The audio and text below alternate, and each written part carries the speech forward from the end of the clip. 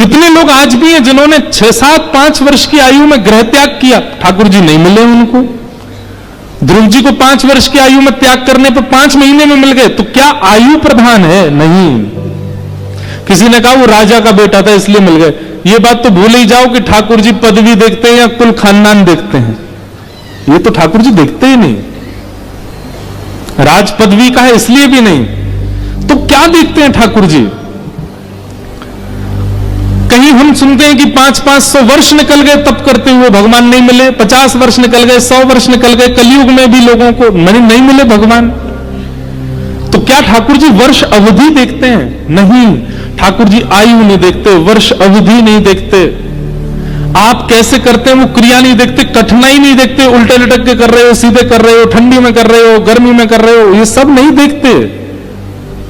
एक चीज देखते हैं बस, आप कैसे भी कर रहे हो, आपका उत्साह कितना है, आप व्याकुल कितने हो उनकी प्राप्ति के लिए, आप तत्पर कितने हो उनके दर्शन के लिए, वो ठाकुर जी देखते हैं।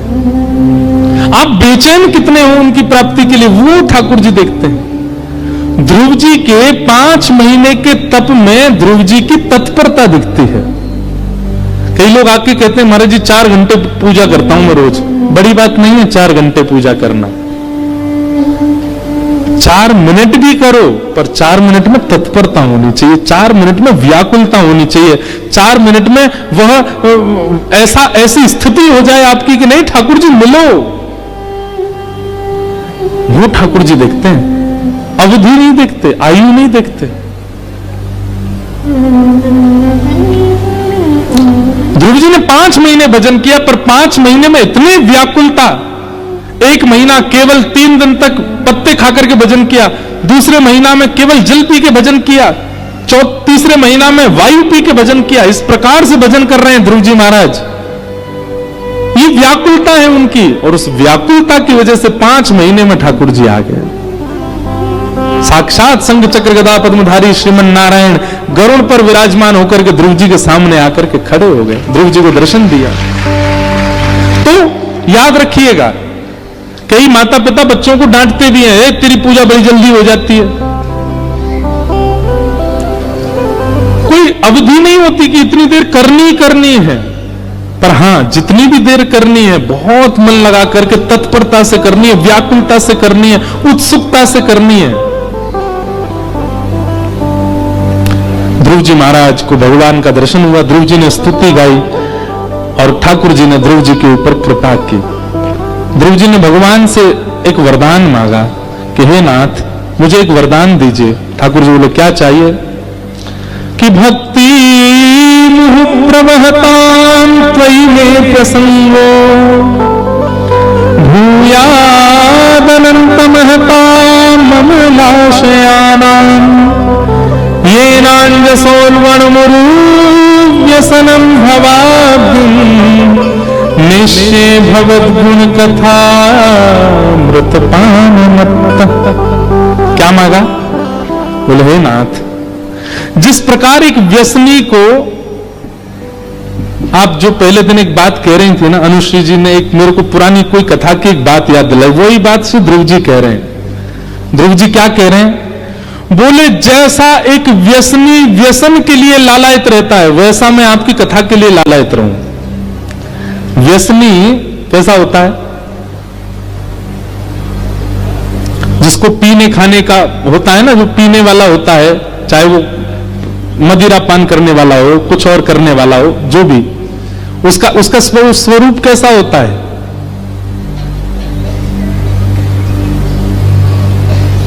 आज भैया फर्स्ट डिवीजन पास हो गए, तुम्हारी फर्स्ट रैंक आई है स्कूल में, कॉलेज में, आज तो पार्टी होएगी, आज तो पिएंगे।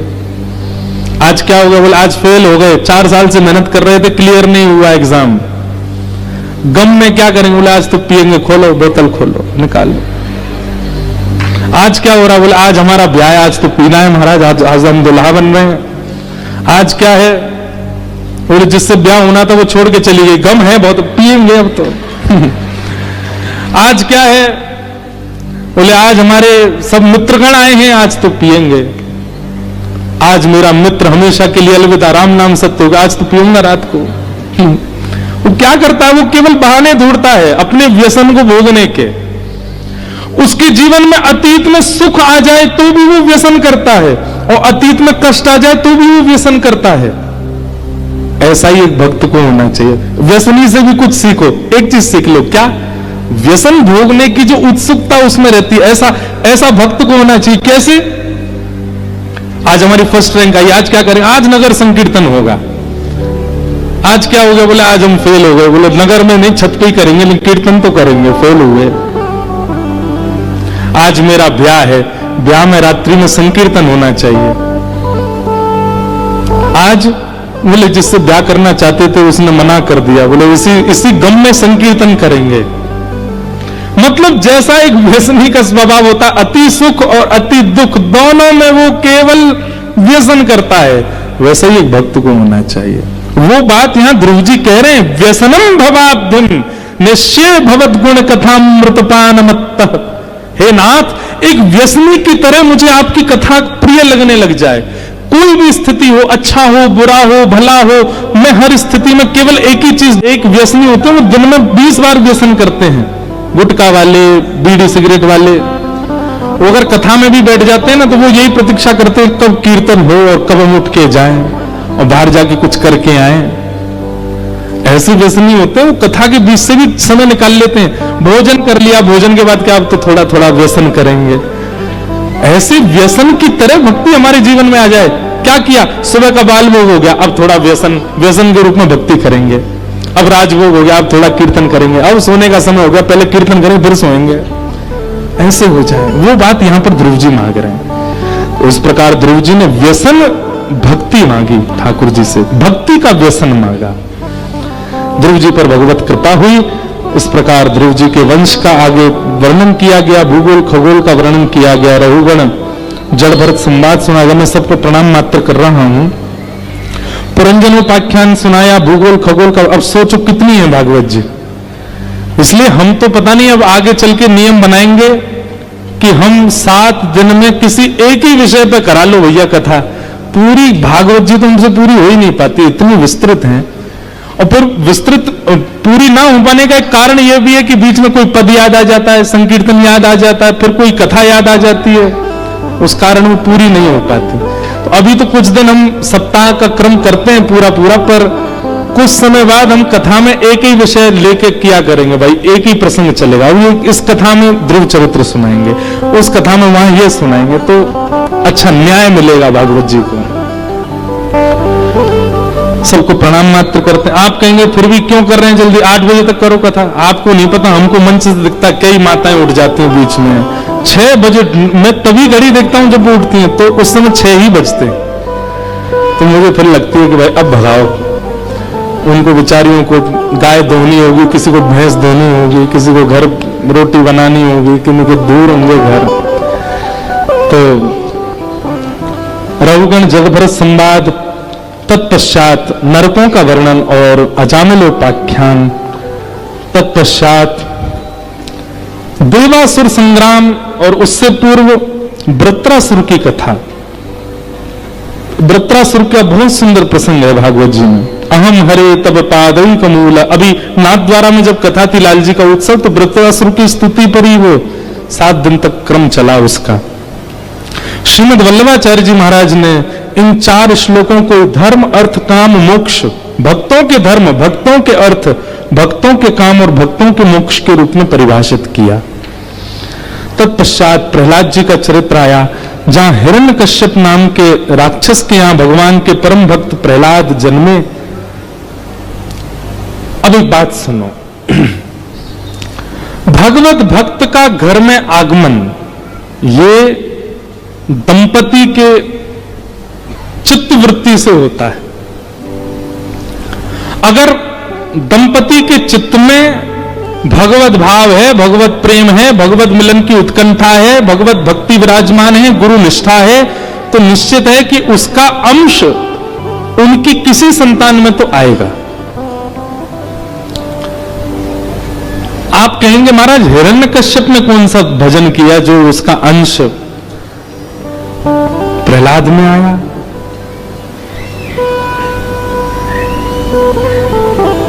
जरूरी नहीं है कि दोनों दंपतियों के प्रयास से ही वह संभव हो। दोनों के चित्त में भक्ति है तो विशेष लेकिन है मातृ चित्त में होनी चाहिए।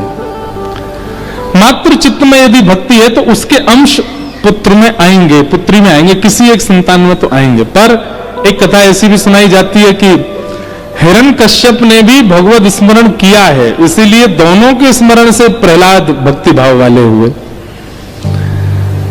एक संत ऐसे प्रसिद्ध सुना रहे थे, लोक कथा जैसी है कि हिरण्यकश्यप ने भगवान के साथ युद्ध करने के लिए मन बनाया और जैसे हिमालय पर गए भजन करने के लिए तो नारद जी एक तोता का रूप धारण करके आ गए और हिरण्यकश्यप जिस वृक्ष के नीचे बैठता, नारद जी ऊपर वृक्ष पर बैठ करके बोलने लगते, नारायण नारायण नारायण।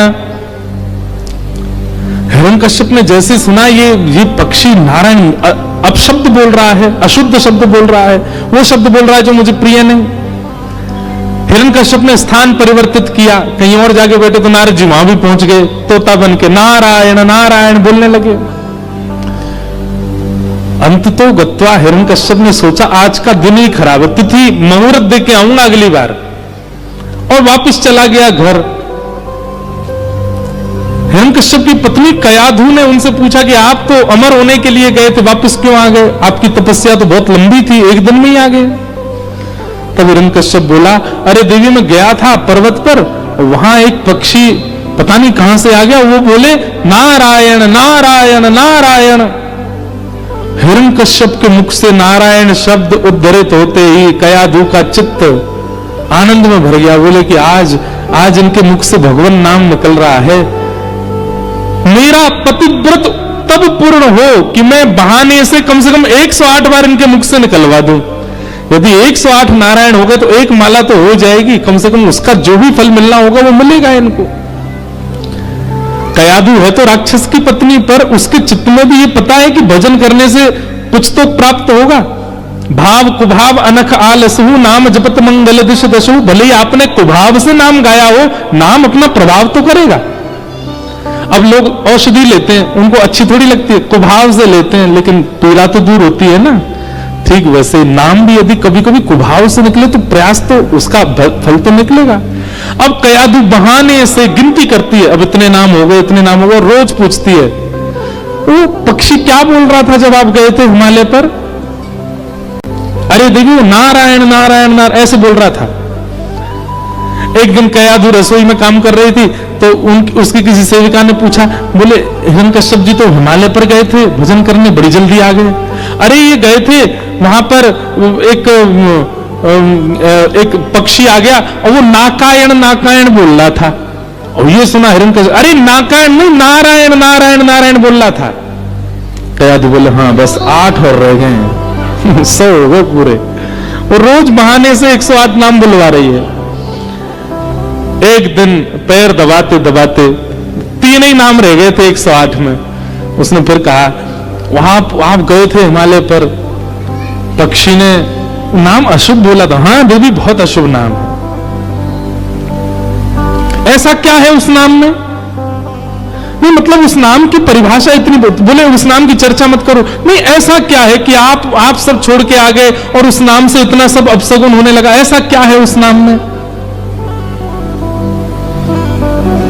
सामान्य नाम ही तो। बोले सामान्य नाम नहीं। वो क्या कहा था पक्षी ने, बताना, मैं उसका अर्थ करूंगी एक बार। अरे वो नारायण नारायण नारायण कह रहा था। जैसे 108 पूरे हुए, कयाधु बोली अब आज के बाद इस नाम की कभी चर्चा नहीं करेंगे। हाँ सो जाओ आप भी प्रेम से। 108 नाम हो गए और कहते हैं कि 108 नाम की पूर्ति होते हुए कयाधु के गर्भ में बालक आया और दोनों मातृपुत्र भगवत स्मरण से आया, इसलिए वो प्रहलाद भक्त हुए। ऐसी कथा। ये भागवत जी का विषय नहीं है। भागवत जी में तो क्रम ऐसा है कि कयाधु ने कितने 100 वर्षों तक संकल्प लिया कि मैं गर्भ के बालक को जन्म नहीं दूंगी, जब तक मेरे पति लौट करके नहीं आ जाएंगे तब तक जन्म नहीं दूंगी। कितने वर्षों तक प्रहलाद जी गर्भ में रहे, इसका उपयोग किया श्री नारद जी ने कि भाई इनके गर्भ में बालक है, हिरण्यकश्यप का उद्धार कराने के लिए भक्त को इसके घर में आना चाहिए। तो हिरण्यकश्यप तो गए हिमालय पर तपस्या करने के लिए, नारद जी ने जाके संपूर्ण भागवत सुना दी कयाधु को, और गर्भ में बालक ने भागवत जी की कथा सुनी, इसके कारण वो भगवत भक्त हुए। ऐसी कथा भागवत में वर्णित है। श्री प्रहलाद जी का प्रादुर्भाव हुआ। प्रहलाद जी महाराज बचपन से उनमें भक्ति के संस्कार हो गए, नाम जपने लगे ठाकुर जी का, बहुत प्रयास किए, हिरण्यकश्यप ने उनको मारने के नहीं मार पाया। होली का भुआ लेकर के दहन करने के लिए चिता में बैठ गए, पर तब भी प्रहलाद जी महाराज वहां भी सुरक्षित हो गए। बहुत सुंदर चरित्र है प्रहलाद जी का। अंत तो गत्वा, एक दिन प्रहलाद जी अपने गुरुकुल में बैठे थे, सब बालकों ने प्रहलाद जी से कहा कोई खेल खेलो।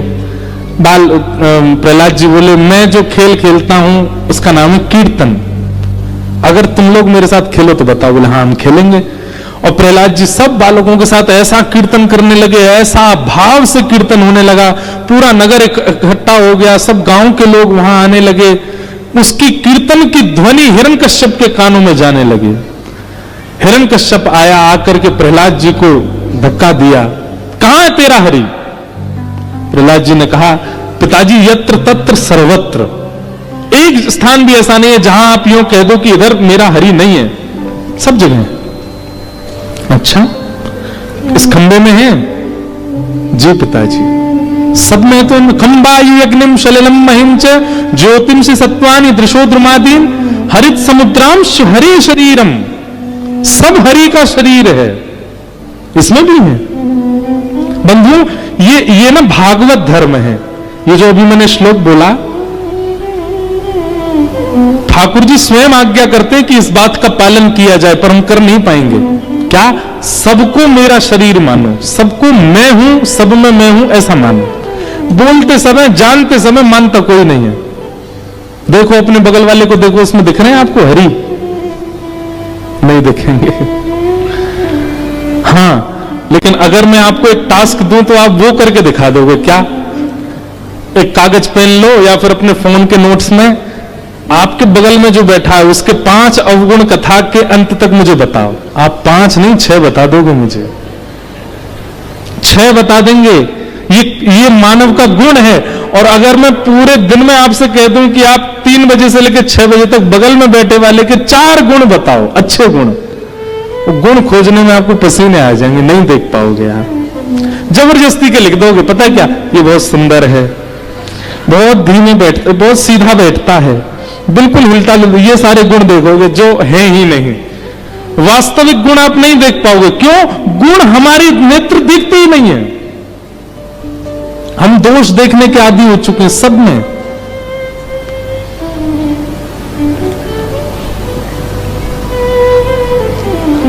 हमारी दृष्टि में गुण दृष्टि होना, यह भी इस बात का प्रमाण है कि हमारा भजन फलीभूत हो रहा है, हमारा सत्संग फलीभूत हो रहा है कि हमको गुण ही दिखता है, हमको दोष नहीं दिखते।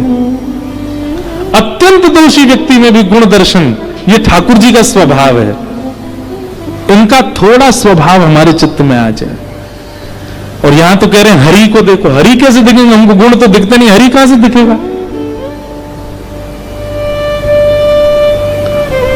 तो इसका उपाय क्या है? हरि मत देखो, गुण भी मत देखो, लेकिन दोष भी मत देखो, मत देखो, नजरअंदाज करो। इस प्रकार की भावना है। हमारा मन तो आता है विस्तार में जाने का, सोई 4 माताएं उठ जाती हैं, मैंने कि चलो अब आगे कथा करें पूरी, नंदोत्सव। कभी कभी मेरा मन होता, मैं कभी करता भी हूं, आंख बंद करके कथा चलती है, तुम उठो जाओ बैठो खाओ, हम कहते ही रहें, और वो सबसे बढ़िया है। प्रहलाद जी महाराज ने कहा हां पिताजी खंभ में हैं, और खंभ जैसे ही मुष्टिक प्रहार किया, खंभ भेदन करके भगवान नृसिंह नरहरि प्रकट हो गए। बोले नृसिंह भगवान की, नृसिंह भगवान प्रकट हो गए। और प्रकट होकर के नृसिंह भगवान ने हिरण्यकश्यप का वध किया। आदि आदि सब कथाएं सुनाई गई। आगे देवासुर संग्राम, बलि वामन अवतार की कथा बताई गई। अष्टम स्कंद में अनेक ठाकुर जी के भक्तों के चरित्र सुनाए गए, गंगा जी के अवतरण का प्रसंग सुनाया गया, और इन सब प्रसंगों को सुनाते हुए भगवान श्री राम के प्रादुर्भाव का प्रसंग सुनाया गया। अनेक सूर्यवंशी राजाओं की कथाएं सुनाई गई। प्रभु श्री राम के प्रादुर्भाव की कथा 2 अध्याय में है भागवत में। हम एक श्लोक में ही राम जी को प्रणाम कर लेते हैं। गुरुवर थे त्यक्त राज्यो व्यचरित अनुवनम पद्म पद्भ्याम प्रियायाः पाणिस्पर्शाक्षमाभ्याम व्रजत पतरुजो यो हरीन्द्रानुजाभ्याम वैरूप्या शूर्पणख्या प्रिय विरहरुषारोपि तप्रो विजम्भो तस्ताद्धुरबद्ध सेतु खलदवदहन कौशलेन्द्रोवतान्नः। भागवत जी में राम स्तुति है एक श्लोक में, संपूर्ण राम कथा। राम जी को वंदन किया गया, ऐसे प्रभु श्री राम को हम वंदन करते हैं एक ही श्लोक में। और चंद्रवंश का वर्णन हुआ, जिस वंश में भगवान श्री कृष्ण प्रकटे। चंद्रवंश का वर्णन करते हुए चंद्रवंश में भगवान श्री कृष्ण का अवतरण हुआ, और अवतरण से लेकर के लीला संवरण तक की कथा दो श्लोकों में सुना करके सुखदेव जी ने अपनी वाणी को विश्राम दिया।